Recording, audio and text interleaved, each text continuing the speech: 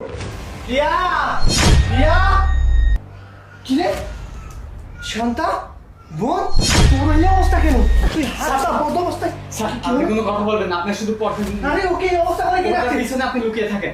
আরে কি হচ্ছে এসব কি হচ্ছে এসব কিরে তুই আমার কথা অমান্য করে মুখের বাঁধনটা খুলে ফেলছিস, তোকে এত বড় সাহস কে দিয়েছে? ভাবি শোনো না, আমার হাতের বাঁধনগুলো খুলে দাও না, আমি কলেজে যাব। কলেজে যাবে, লেখাপড়া করে কালেক্টর হবে? হ্যাঁ, তুমি লেখাপড়া করলে ঘরের কাজগুলো কে করবে শুনি? ও সারাদিন তো বসে বসে শুধু গিলিস, কাজ তো একটাও করিস না। ঘরের কাজগুলো কে করবে? আমি কি এর জন্য কি কাজের লোক রাখবো নাকি? তোর ভাই আমাকে কয় টাকা দেয় মাসে?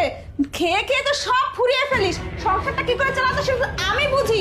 কোনো কলেজে যাওয়া হবে না, বাড়িতে থাকবি, সুন্দর মতো কাজ করবি। ম্যাডাম আপনি এরকমটা করবেন না, স্যার যদি জানতে পারে তাহলে আপনাকে বাড়ি থেকে বের করে দেবে। ছোট ম্যাডামকে কলেজে যাইতে দেন। ছোট ম্যাডামের চামচাগিরি করতেছিস, স্যার কি করে জানবে? তোরা বলবি নাকি আমি বলবো? আমি তো বলবোই না। আর তোরা দুইটার মধ্যে যদি একটাও বলছিস না, তো তোদেরকে আমি জানে মেরে ফেলবো।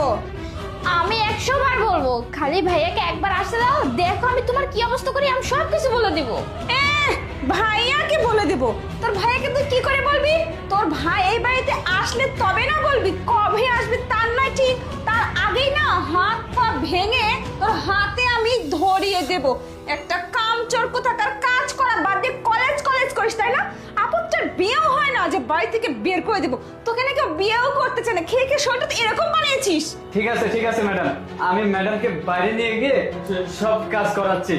স্যারকে কোনো কিছু বলতে হবে না। এই চলুন ম্যাডাম। এই একদম না, ওকে বাইরে নিয়ে যাওয়ার কোনো প্রয়োজন নেই।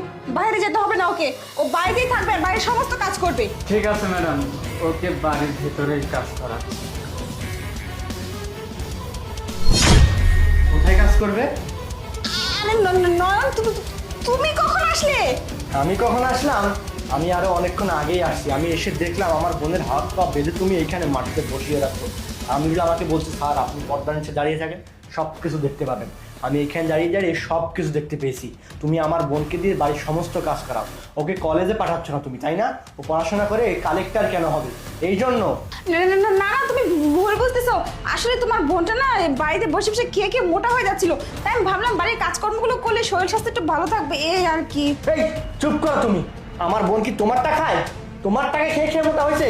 আমার বোন যেমনই হোক না, মোটা হোক চিকন হোক, সে আমার বোন, আমার টাকা খায়। তো তুমি বলার কে? হ্যাঁ, আমার বোন কলেজ যাবে, পড়াশোনা করবে, মানুষের মতো মানুষ হবে, আর তুমি আমার বোন